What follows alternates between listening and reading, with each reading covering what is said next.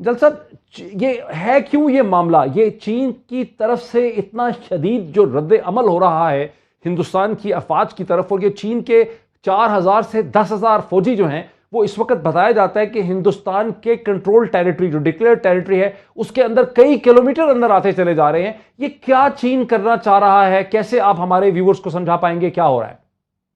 بسم اللہ الرحمن الرحیم. دیکھیے اس میں 2-3 عوامل موجود ہیں. پہلی بات تو یہ کہ متنازع علاقہ اور بھارت نے یہاں پہ بہت بڑے پیمانے پہ انفراسٹرکچر ڈیولپمنٹ کا کام شروع کیا، سڑکیں بنانی شروع کر دی. تقریباً 60 کے قریب روڈز بن رہی ہیں جو انہوں نے 2022 تک مکمل کرنی تھی.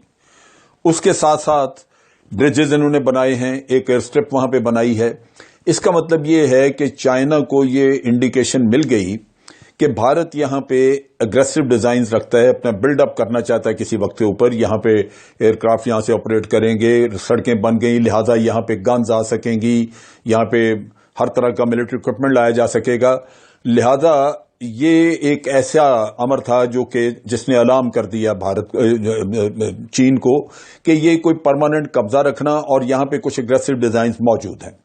دوسری طرف یہ ہے کہ یہ بھی مودی نے اپنی ایک تاریخ قائم کی کہ وہ یک طرفہ قدم اٹھانے کا عادی ہے اور کسی بھی صورت میں وہ نتائج کی طرف توجہ نہیں دیتا بلکہ وہ بڑھتا جا رہا ہے.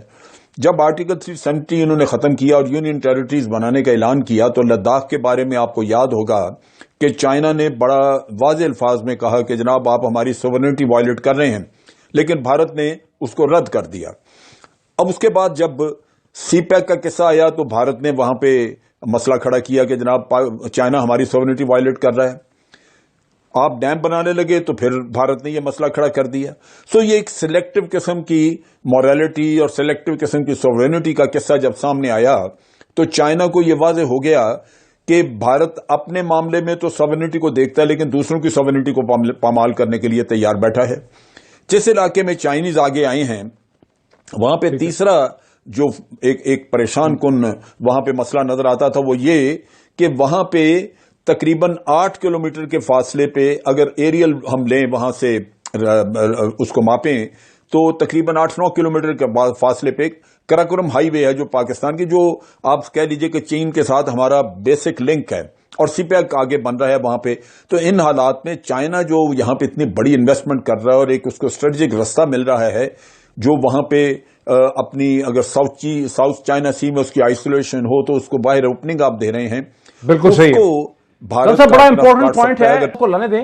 جن صاحب امریکہ کی مغرب کی خواہش تو بہت رہی گزشتہ 15-20 برس میں 9/11 کے بعد سے کہ ہندوستان ایک دیو کی طرح ایک جن کی طرح کھڑا ہو جائے چین کے مقابلے میں. لیکن جو پچھلے 20 دن سے جو کچھ ہو رہا ہے اس کے بعد تو یہ لگ رہا ہے کہ ہندوستان میں تو اتنی سخت ہے ہی نہیں.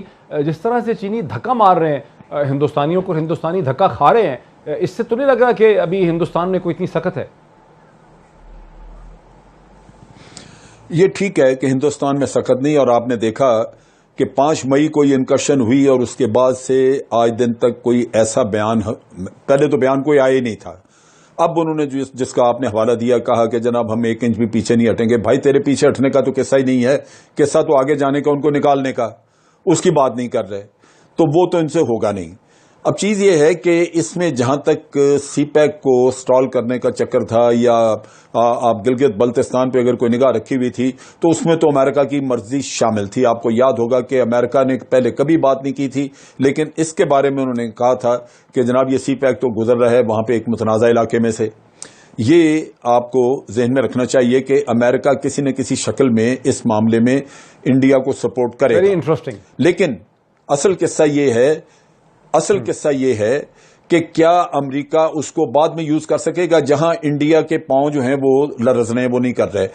انڈیا کو وہ حصہ بنانا چاہ رہے تھے، نیوزی لینڈ، آسٹریلیا اور ویتنام وغیرہ کے ساتھ مل کے جو کولیشن بنا رہے تھے اس میں انڈیا کو اور انڈیا کی نیوی بلڈ اپ کرنا چاہ رہے تھے. میں نے ریسنٹ انٹرویو سنا جس میں کہ ان کے چیف آف ڈیفنس اسٹاف نے کہا کہ ہمیں ایئر کرافٹ کیریئرز اور بڑا کچھ امریکہ بیچنا چاہتا ہے، وہ ہمیں دیکھ رہا اپنی نظر سے، ہمیں اس کی ضرورت نہیں. اس کا مطلب یہ ہے کہ انڈیا یہ نہیں چاہتا کہ وہ امریکہ کا اعلی کار بن کے چائنا کے خلاف جنگ لڑے کیونکہ چائنا کے ساتھ ان کی سرحدیں ملتی ہیں. امریکہ تو دور بیٹھا ہے. اصل بھگتنے والے ہوں گے Indians. So naturally they are very careful. لہذا وہ امریکہ سے حمایت تو لینا چاہیں گے، لیکن وہ جو کولیشن بنتی نظر آ رہی تھی جس میں کہ وہ اس نیکسس کا حصہ لگتا تھا کہ بننے جا رہے ہیں، وہ نہیں بنیں گے.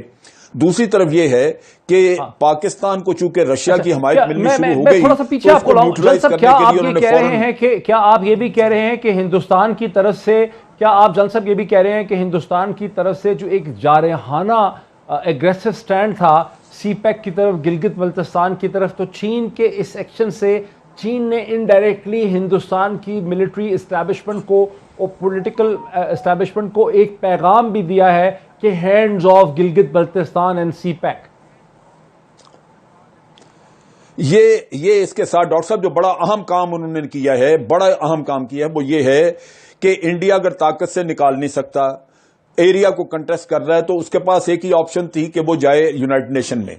یونائٹڈ نیشن میں اب وہ جا نہیں سکتے کیونکہ اسی علاقے کے بارے میں جو یونائٹڈ نیشن کی قراردادیں وہ انہوں نے خود برباد کی، فلاؤٹ کی. ان کو وہ خود جو ہیں وہ اس کے مرتکب ہوئے ان کو نیگیٹ کرنے میں. تو چائنا چاہے گا کہ یہ جائیں وہاں پہ تاکہ ان کو کنفرنٹ کیا جائے، لیکن میرا خیال ہے کہ انڈینز جائیں گے نہیں. اور جو جال انہوں نے بچھایا تھا، مودی یک طرفہ جو سٹیپس لے رہا تھا، یہ خود اس کا شکار ہو کے اس میں پھنس کے رہ گیا ہے. جنگ لڑ نہیں سکیں گے، یونائٹڈ نیشن استعمال نہیں کر سکیں گے، زبانی کلامی بات چیت ہوگی اور چائنا یہاں سے نکلے گا نہیں.